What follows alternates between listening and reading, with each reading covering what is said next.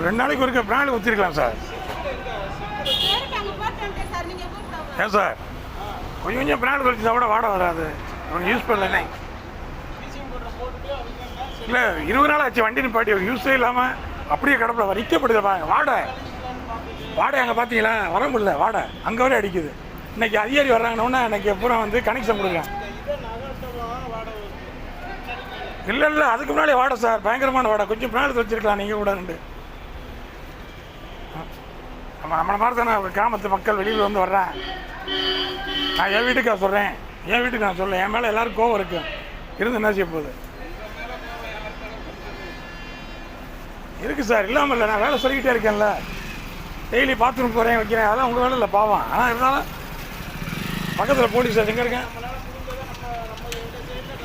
இல்லை சார் உங்கள் சைடில் செஞ்சு சரிதான் இல்லைங்களே. ஆனால் இத்தனை நாள் இவ்வளோ வாடகை தேவையில்லை. நான் ஊரில் ஒரு வாரம் இல்லை, இருந்தாலும் நிற்க முடியல பாருங்க. இப்போ தானே அது நிற்க, அதுக்கு மூலம் நிற்க முடியல.